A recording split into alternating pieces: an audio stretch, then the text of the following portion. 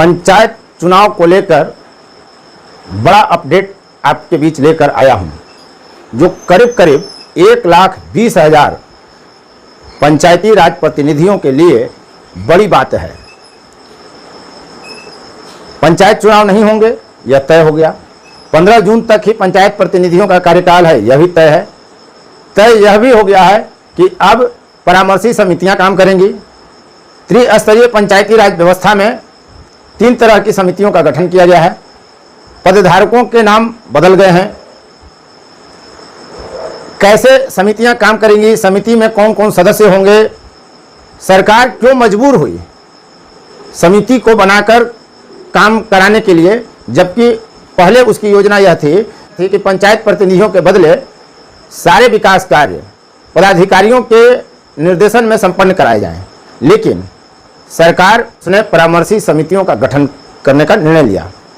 राजनीति कहाँ हुई, अब समितियां काम कैसे करेंगी, इन सब पहलुओं पर मैं आपको पूरी बात विस्तार से एकदम सहज सरल भाषा में स्पष्ट रूप से बताऊंगा, ताकि हमारे सभी पंचायती राज प्रतिनिधि इसको आसानी से समझ सकें। उपेंद्र कश्यप के साथ पंचायत चुनाव पर एकदम एक्सक्लूसिव रिपोर्ट। पहले हम आपको एक आंकड़ा दे देते हैं। बिहार में 8,442 पंचायतों के लिए चुनाव हुए थे। इनका कार्यकाल 15 जून को समाप्त हो रहा है। इन पंचायतों में 8,442 मुखिया हैं, 11,491 पंचायत समिति के सदस्य हैं, 1,161 जिला परिषद के सदस्य हैं और 1,14,667 वार्ड सदस्य हैं। पंचायतों में मुखिया जितने सरपंच हैं और वार्ड सदस्यों जितनी संख्या पंचों की है। मूल रूप से विकास कार्यों में उनकी कोई भूमिका नहीं मानी जाती है, वो न्यायिक व्यवस्था के हिस्सा माने गए हैं। पंचायत समिति सदस्यों को मिलाकर करीब करीब 1,34,35,000 पंचायती राज प्रतिनिधियों के लिए 15 जून का डेडलाइन है। इसके बाद उनका कार्यकाल समाप्त हो रहा है।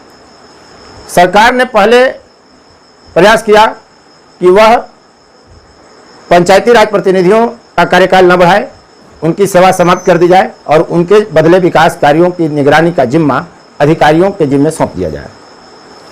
सत्ता पक्ष के नेताओं से लेकर विपक्ष तक ने इसका विरोध किया।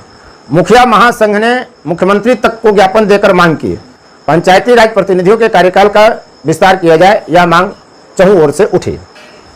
सरकार झुकी और उसने यह तय किया कि अब परामर्श समितियों का गठन किया जाएगा। मुखिया, प्रखंड प्रमुख और जिला परिषद के अध्यक्ष तीनों के पद नाम अब बदल जाएंगे। अधिकार को सुरक्षित रखा गया है लेकिन सीमित कर दिया गया है। अब गांवों में ग्राम पंचायत परामर्शी समिति का गठन किया जा रहा है। मुखिया को प्रधान परामर्शी समिति ग्राम पंचायत का संबोधन दिया गया। पंचायत समिति के जो प्रमुख होते हैं, जिसे आमतौर पर प्रखंड प्रमुख कहा जाता है, अब पंचायत समिति की जगह पंचायत परामर्शी समिति का गठन होगा, जिसके प्रखंड प्रमुख को अब प्रधान परामर्शी पंचायत समिति कहा जाएगा। जिला परिषद अध्यक्ष जिला परिषद की जगह जिला परामर्शी समिति और जिला परिषद अध्यक्ष अब प्रधान परामर्शी जिला समिति कहे जाएंगे। पद नाम और संस्था का नाम बदल गया। उम्मीद है आप बहुत सरलता से इसे समझ गए होंगे। यदि आपने अभी तक मेरा चैनल सब्सक्राइब नहीं किया है तो कृपया करें, लाइक करें, शेयर करें, कमेंट करें, नोटिफिकेशन वाली घंटी दबाएं, ताकि आपके काम की, आपकी जरूरत की, आपके रुचि की खबर सबसे पहले आप तक पहुंचे। मुखिया पहले की तरह काम करा सकेंगे। विकास कार्य अनियमितता नहीं हो, इसके लिए समिति में सरकार के नुमाइंदे शामिल किए गए हैं। लेकिन यहाँ यह स्पष्ट आप तमाम पंचायती राज के प्रतिनिधि जान लें कि सरकारी प्रतिनिधि जो शामिल किए जा रहे हैं परामर्शी समितियों में, वे सदस्य होंगे लेकिन उनका कोई मताधिकार नहीं होगा। समिति की किसी बैठक में वो वोटिंग नहीं कर सकते। यह क्लियर है। अब आपको बताते हैं कि समिति में सदस्य कौन कौन होंगे। बिहार में 8,442 ग्राम पंचायत हैं। इसके मुखिया का नाम अब बदल गया। मुखिया परामर्शी समिति ग्राम पंचायत का प्रधान अब कहा जाएगा। इस समिति में सभी निर्वाचित वार्ड सदस्य, संबंधित पंचायत का पंचायत सचिव, संबंधित प्रखंड का पंचायती राज पदाधिकारी, संबंधित प्रखंड का प्रखंड विकास पदाधिकारी द्वारा नामित एक व्यक्ति इस समिति में सदस्य होगा। वीडियो नामित उसी व्यक्ति को कर सकते हैं जो उस पंचायत का निवासी हो और राज्य, केंद्र, रेल या सार्वजनिक उपक्रम से सेवानिवृत्त व्यक्ति हो। पंचायतों में एक अनुसूचित क्षेत्र की व्यवस्था है। अनुसूचित क्षेत्र से संबंधित जो परामर्शी समिति ग्राम पंचायत होंगी उसमें सभी वार्ड सदस्य तो होंगे ही, संबंधित पंचायत का पंचायत सचिव होगा, संबंधित प्रखंड का पंचायती राज पदाधिकारी होगा। इसके अलावा अंचल निरीक्षक और प्रखंड समन्वयक उस समिति में सदस्य होंगे, लेकिन उन्हें मत का अधिकार नहीं होगा किसी भी परिस्थिति में। परामर्शी पंचायत समिति की जगह पर है। इस समिति में प्रमुख होंगे। पंचायती राज अधिनियम 2006 के तहत निर्वाचित सदस्य इस समिति के भी सदस्य होंगे। पंचायत समिति के सभी सदस्य होंगे। पंचायती राज पदाधिकारी और बीडीओ इसके सदस्य होंगे। अब बचता है जिला परिषद, जिसे अब परामर्शी जिला समिति कहा जाएगा।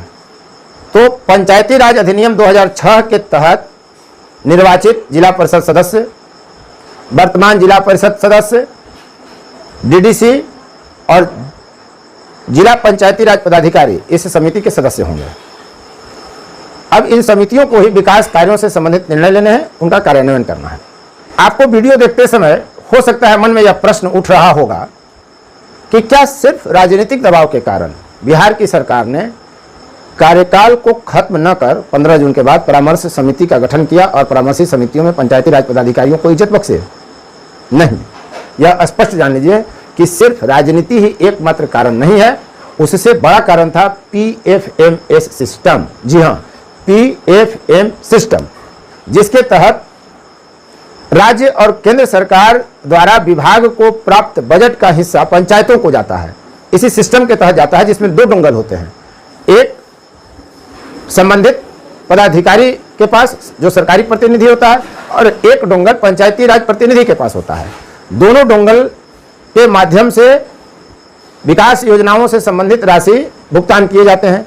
जब तक दोनों डोंगल के सिग्नेचर, डिजिटल सिग्नेचर नहीं मिला लिए जाते, मिलान नहीं हो जाता, तब तक भुगतान संबंधित पक्ष को नहीं होता। सरकार के सामने चुनौती यह थी कि अगर पूरी तरह पंचायत प्रतिनिधियों का कार्यकाल खत्म कर दे 15 जून के बाद, तो दोनों डोंगल अगर पदाधिकारियों को देंगे तो भ्रष्टाचार की संभावनाएं बढ़ जाएंगी। अगर पंचायती राज पदाधिकारियों के डोंगल को कोई दूसरी व्यवस्था के तहत किसी दूसरे प्रतिनिधि को दे तो इसमें कई महीने का वक्त लग सकता है। आप यहां ध्यान देंगे कि अभी भी कई ऐसे पंचायत प्रतिनिधि हैं, हजारों में उनकी संख्या है, जिनको अभी तक डोंगल नहीं मिला है। तो सरकार के सामने यह बड़ी समस्या थी कि पीएफएमएस सिस्टम को वो कैसे लागू करा सकेगी। यह तकनीकी और वैधानिक जरूरत भी सरकार को झुकने पर मजबूर की, यह हमेशा ध्यान रखिएगा। मैं उम्मीद कर सकता हूं कि आपको अब पंचायती राज संस्थाएं काम कैसे करेंगी, पंचायती राज प्रतिनिधियों की भूमिका क्या होगी, स्पष्ट हो गया होगा, आप जान गए होंगे। एक और महत्वपूर्ण बात, सरकार जो यह नई व्यवस्था करने जा रही है, इस पर भी राजनीति होगी। पंचायती राज प्रतिनिधियों के संगठनों के तरफ से पक्ष और विपक्ष में टिप्पणियां आएंगी। राजनीतिक दलों की अपनी अपनी अपेक्षाएं, महत्वाकांक्षाएं, आग्रह दुराग्रह होती है, उनकी भी प्रतिक्रियाएं आएंगे। उसके लिए भी हमें तैयार रहना है। आप देख रहे थे फोर्थ व्यूज, उम्मीद है आपने अब तक सब्सक्राइब कर लिया होगा। आज की कहावत है, टांग उठे न चढ़ल चाहे हाथी, यानी शक्ति से बाहर काम करने का प्रयास करना, अपनी क्षमता से अधिक काम करने की कोशिश करना। इस कहावत का यही अर्थ है। आप जिस तरह से इस फोर्थ व्यूज यूट्यूब चैनल को प्रोत्साहित कर रहे हैं, बढ़ावा दे रहे हैं, इसकी चर्चा अब होने लगी है कि बहुत कम समय में फोर्थ व्यूज को बढ़िया संख्या में सब्सक्राइबर मिले। सभी सब्सक्राइबर्स, दर्शक, लाइक, शेयर और कमेंट करने वालों का फोर्थ व्यूज आभार व्यक्त करता है। धन्यवाद।